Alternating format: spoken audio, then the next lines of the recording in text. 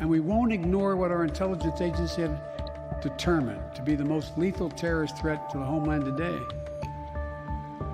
White supremacy is terrorism.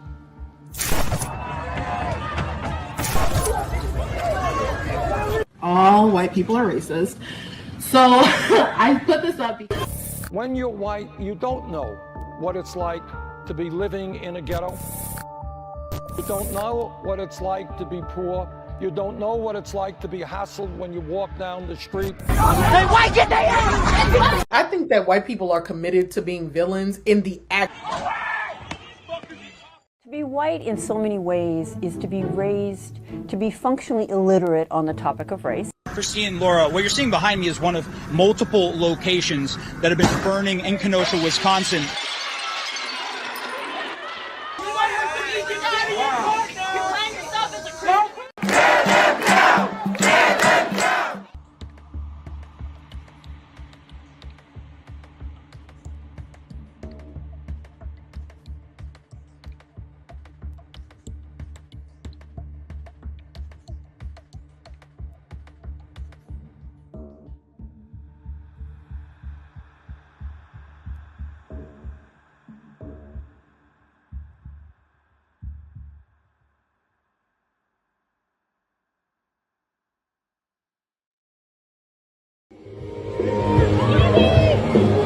Yeah, we in Wisconsin.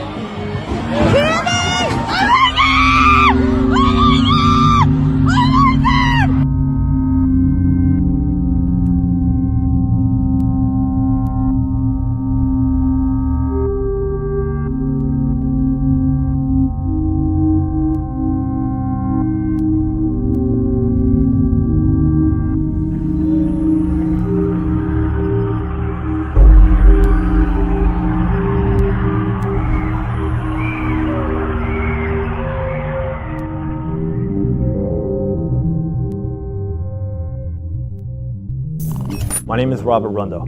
I report from Media to Rise. In this episode, we head to the state of Wisconsin to report on America's most recent deadly terror attack.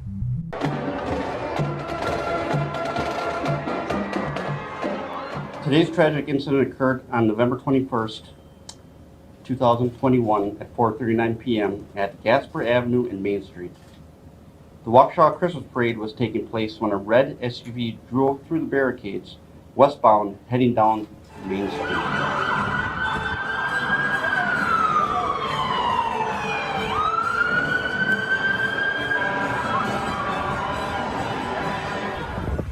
The vehicle struck more than 20 individuals. Some of the individuals were children, and there were some fatalities as a result of this incident.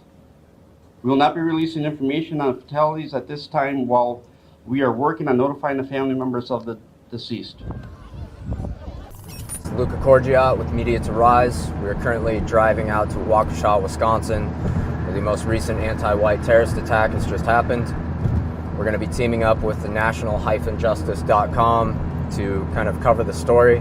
So right now what's going on, the mainstream media is pretty much sweeping under the rug all of the facts that are boldly present in the case.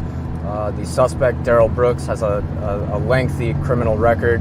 He also has a long history of anti-white rhetoric, and the mainstream is not covering this. They're not putting out the racial narrative of the crime, of the attack. We're going to be knocking on doors, we're going to be making calls, and we're going to try to make a wave to expose what's really going on with this case. So let's get to work. There's two citizens with me on Hartwell and White Rock saying that there is a fight in progress at the boat launch at Frame Park with possible knives involved, and they would like some assistance.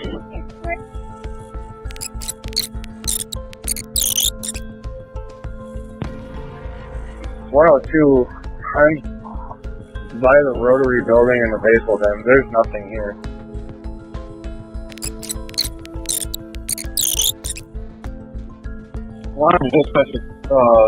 Maroon Ford escapes with blue White Rock and Hartwell heading into the parade road. There's a car going westbound pushing parade course on a red escape, black male. I couldn't stop it. He's going westbound, blowing his horn.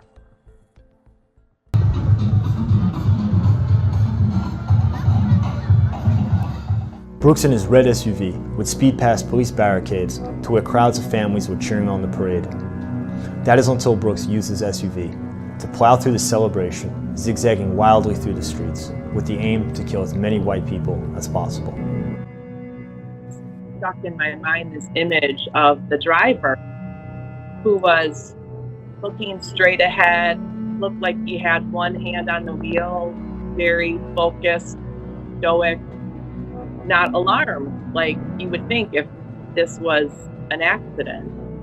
These are kids, this is our community, and how could someone do that? I don't understand. In the wake of Brooks' rampage, he left 62 people injured, most of them critically. He also killed 6 people, with the youngest being an 8-year-old boy that died a few days later from his injuries. All of those murdered that day were white, just as Brooks had hoped for.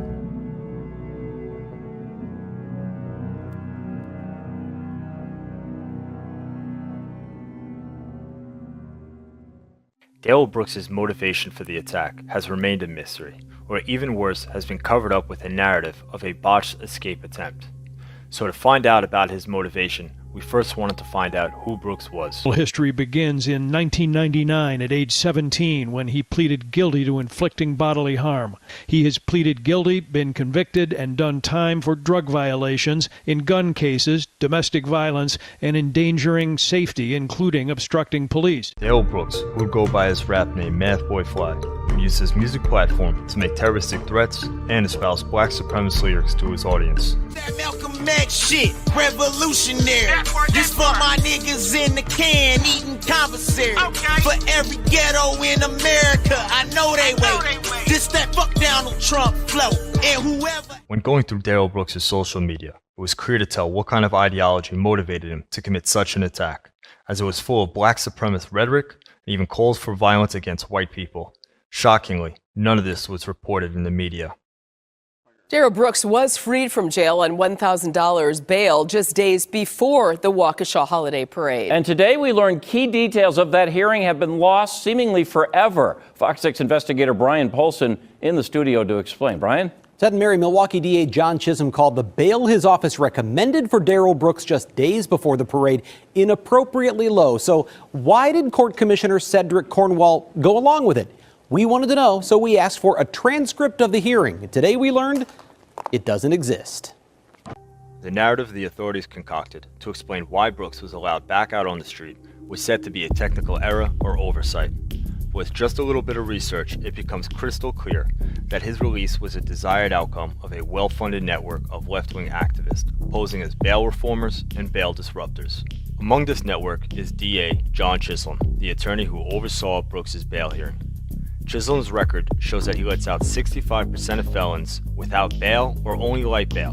This is most likely due to his membership in the radical left-wing NGO Measures for Justice, which is funded by Jewish billionaire George Soros through his Open Society Institute. This is just a tiny link in the chain that binds these far-left networks that supposedly aim at fighting for racial justice by letting out black violent criminals onto the street under the guise of bail reform. They said, we hate it when you bail out these sex offenders, was exactly what they said. Greg Lewin is the group's executive director. I often don't even look at a charge specifics when I bail someone out. I'll see it after I pay the bail because it's not the point. It's just that it is not the point. The point is the system that we're fighting. Prior tax returns show in a good year they pull in about $100,000 in donations.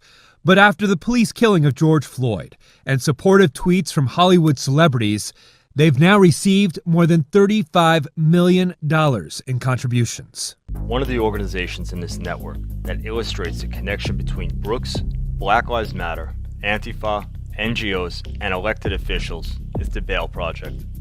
One of the Bail Project's employees, Holly Zoller, is an Antifa extremist who was caught on video distributing weapons and other supplies out of the back of a rented U-Haul truck to Antifa and Black Lives Matter rioters.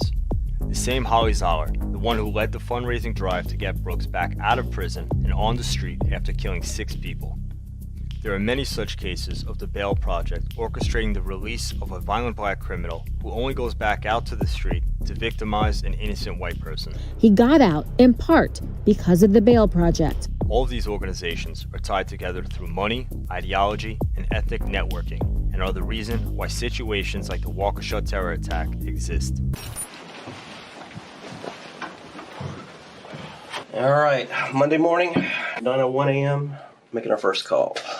The team placed calls to officials to find out why the court records have gone missing and to find out if any NGOs had played a part in Brooks getting back out on the street. If you would like to speak with staff, press 2. Good morning, Officer Governor Tony Evers. How can I help you? Good morning. My name is Trey Garrison. I'm a reporter with NationalJustice.com. And I'm in town, in Waukesha anyway, working on a story on the last week's tragic parade crash. And I was hoping to set up a time, whether on the phone or in person, to speak to Governor Evers about this. And I'm so sorry, you cut out in the beginning. Are you talking about the Waukesha parade incident? Yes, the parade incident.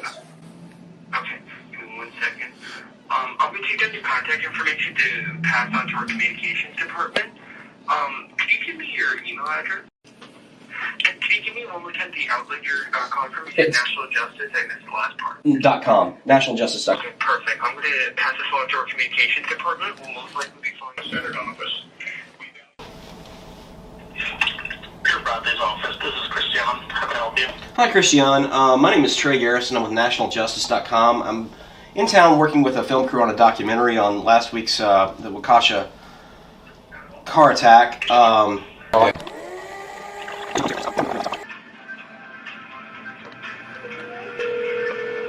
We're working on a story on the Waukesha parade attack. Good morning. My name is Trey Garrison. We are currently busy helping other Wisconsinites. If you'd like to leave a message, please do so. Certainly. So should I plan on maybe calling you tomorrow morning? We're in Milwaukee right now, which is about 30 to 40 minutes away from Waukesha. We wanted to get kind of a little bit of feel of the city here before we head over to Waukesha. Report hate crimes, 1-800. Call media to rise. They want the community to report hate crimes, but I wonder if they would, take a call on the recent Waukesha hate crime as a valid crime. Dean gets an address from a relative of Daryl Brooks, so they head over to the house in hopes to speak with them and get more insight into who Brooks is. Daryl Brooks' mother. So we're hoping that she'll be open to talking to us.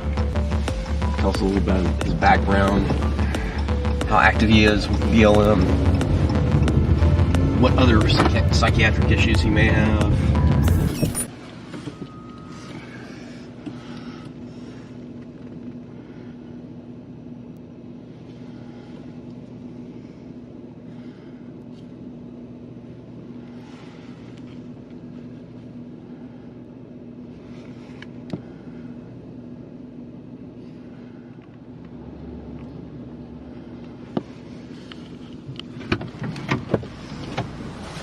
Why'd you guys go around back?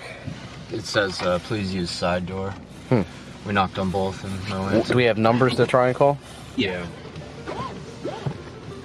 In the build-up to the Rittenhouse case, the media narrative constantly focused on how far Kyle traveled, which was claimed to prove his intention to commit violence. But the same media failed to mention that Brooks drove the same exact distance as Rittenhouse when he left his home in Milwaukee to head over to Waukesha.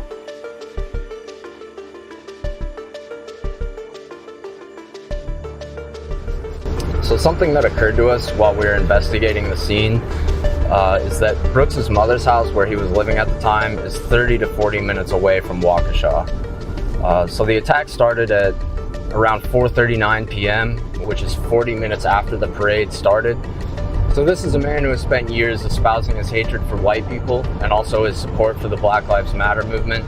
And he just randomly shows up in the area in the same amount of time it takes for him to get from his mother's house to Waukesha. I'm just not buying that. Trey, what are we doing? It is Thursday. We have put in calls to the mayor every day, just about.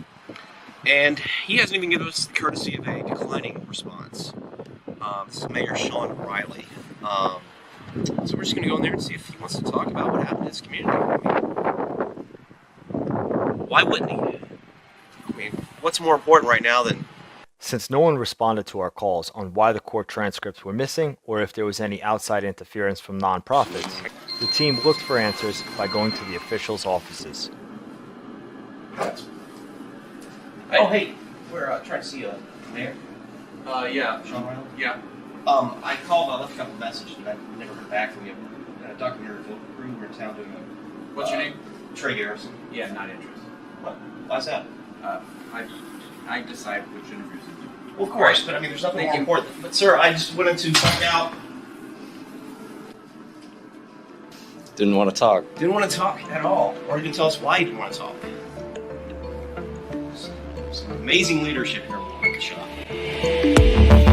Hi there, how can I help you? Hi, we're here to see Chief Thompson. Okay, what's your name? Trey Garrison.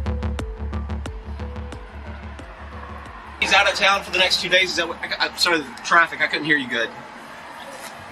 Yeah, he's not in the office the next 2 days. With a constant media bombardment of misinformation and no one willing to speak with us, they decided to head directly to the prison and speak with Brooks themselves.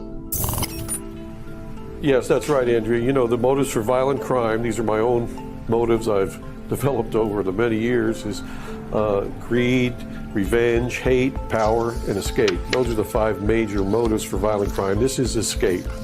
So this motive is a criminal escaping justice. So is that maybe he was in a fight, a knife fight, an altercation, or a stabbing. Well, I've been to stabbings, and I'm telling you, they're very bloody events.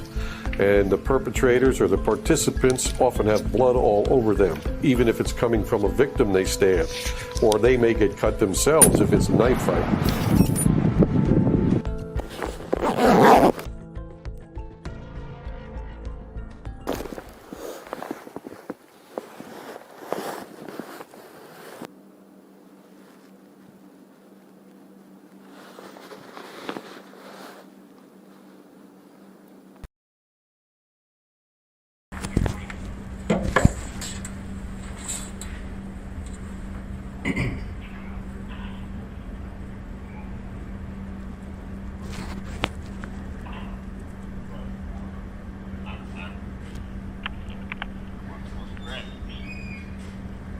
The main reason. Okay, cool, man. So like the main reason that we wanted to come talk to you, you know, we're not particularly interested in the case. We're more interested in you. Obviously, you have, you know, it's like I said, we kind of just wanted to, you know, touch base with you, and you know, not a lot of people are covering you. They're kind of flipping it and making it about something else. Right, and what's crazy about that whole thing is I haven't been able to even, you know, follow what's going on, because, like I said, I'm locked down 24 hours a day. So that just amazed me that, you know, people are even, you know, bringing that up. You know, one thing that I think one of the mental health people asked me is, have I been able to follow what's going on? And I'm like, I don't even know. You know, I just know that there's a lot of media attached to what's going on. And well, I guess so. The one thing that they're saying is that you were fleeing some. Excuse me. They were saying that you were fleeing some kind of maybe a knife incident or some type of crime before the, you know, the parade incident happened. I guess, is that true? I don't even.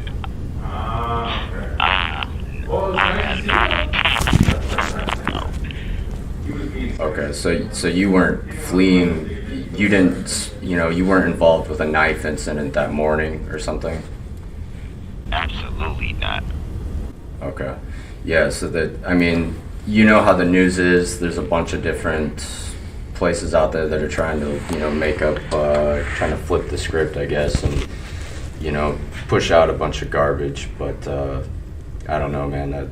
That's another thing why we wanted to talk to you. You know, we wanted to get your side of the story.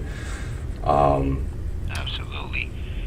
I mean, the music is that being like a point of emphasis? I wouldn't say so. It's just being brought up that you're a rap artist, and they're kind of like showing clips of your music videos. So I don't know what exact kind of connection they're trying to make with it, or if they are, but it's definitely getting a lot of attention, just being put out in all the media and stuff. So, I mean, is there something within your music that, they could say this has something to do with? No, because like I said, when you just brought it up, it was my first time even hearing about, Hey man, we've got 30 seconds here, but I'm gonna try to come in and speak with you some more tomorrow.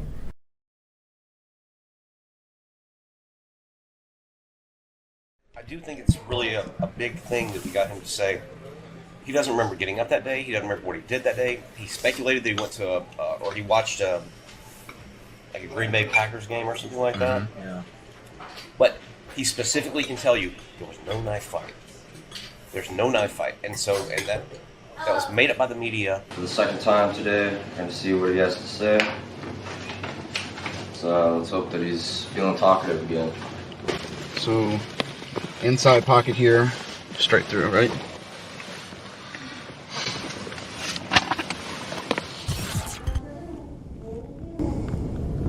No, he doesn't want to see anybody right now?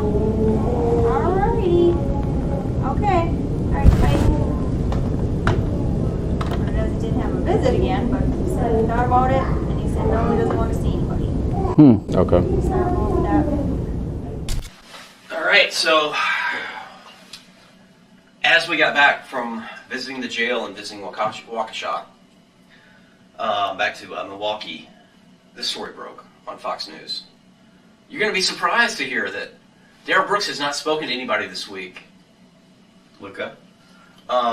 The headline is Waukesha parade suspect Darrell Brooks says he feels demonized in first jailhouse interview. Darrell Brooks spoke to Fox Digital News on Wednesday in Waukesha County Jail.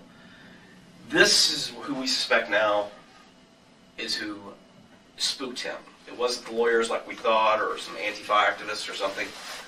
It was morons from Fox News. Despite our journalists visiting Brooks and getting enough trust that he gladly invited us back for a second interview, which we planned on using to get to the real details of what motivated him, our plans were unfortunately cut short when the same mainstream media reporters that put out the cover-up story of Brooks fleeing the knife fight showed up before us. It is unclear what the reporter told Brooks during their chat, but what was clear was that after the visit, Brooks abruptly changed his mind and no longer wanted to speak with us. One thing we understood was that many actually knew Brooks' motivation and did all they can to cover it up and keep it a secret. Is this Trey? Yes, sir. Hi, Trey. This is Terry Dietrich calling. I'm the chairman of Waukesha County Republican Party. Hey, how you doing, sir? I'm doing well.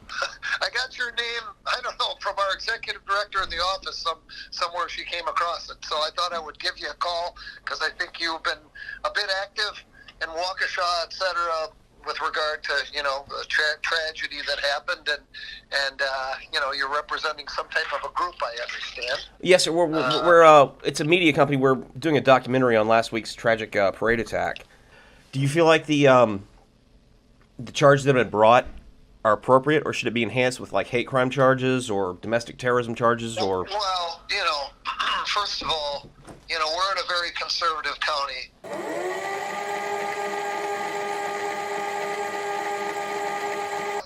What the district attorney decides to do as far as charges and additional charges and hate crimes, we believe very much in our system of justice, and therefore we're not interested in going out in the press and saying what we think should happen or will happen. We let the process take care of itself because we have confidence in it. I haven't gone and read all of the description and the actual legal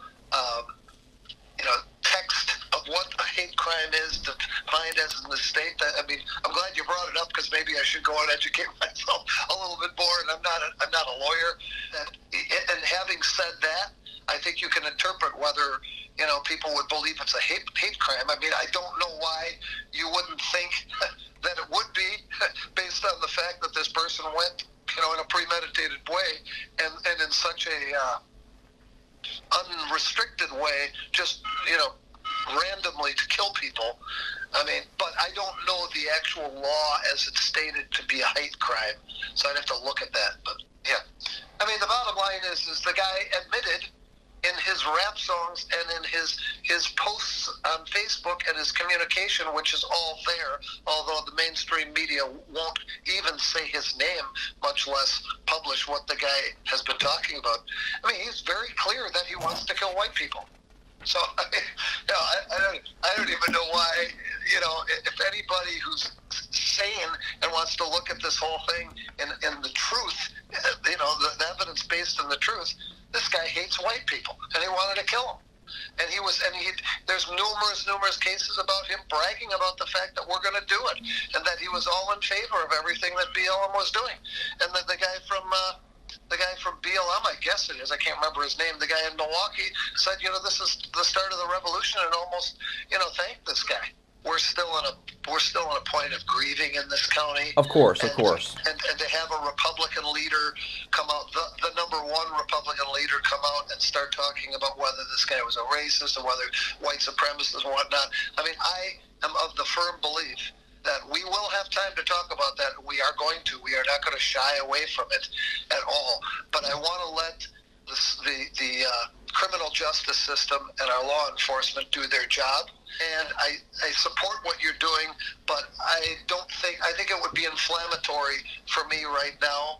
Maybe in a couple of weeks it's a different story, but right now I think it'd be inflammatory for me to come out. Terry Dietrich is a minor GOP official, but his talking points come from the very top echelons of the Republican Party. Wisconsin Senator Ron Johnson repeated the same line on a December 1st town hall meeting when a Wisconsin resident asked him if he was going to demand federal hate crime charges against Darrell Brooks. I'm not a big supporter of federal hate crimes. And when you murder... Despite his claim that he opposes federal hate crime laws, on April 22, 2021, Johnson voted for the COVID-19 Hate Crimes Act, a bill which was pushed by the Jewish interest organization, the Anti-Defamation League. It seems Johnson only opposes federal hate crime laws when the victims are white. But in a very interesting development, two Wisconsin senators on both sides of the aisle are asking lawmakers to not politicize this parade attack.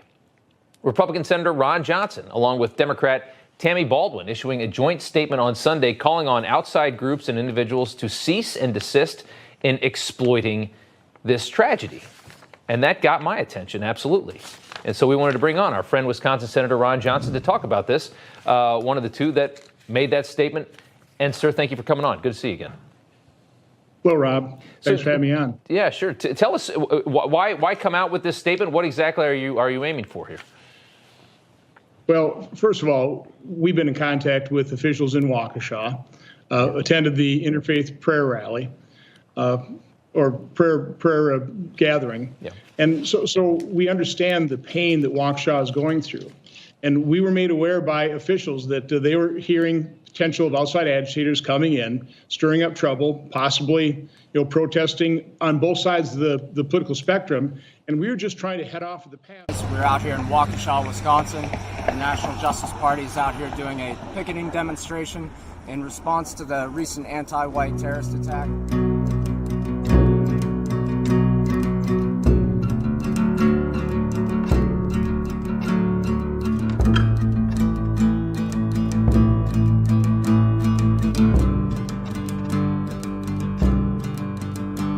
The day will come where we cannot run, when the darkest phase of the war is on. We'll find our place and fight. We're here at the Waukesha County Courthouse because last weekend a vicious black terrorist named Darrell Brooks, who was incited by the anti-white media, crowd equals crowd of people at Thanksgiving and Christmas Day parade.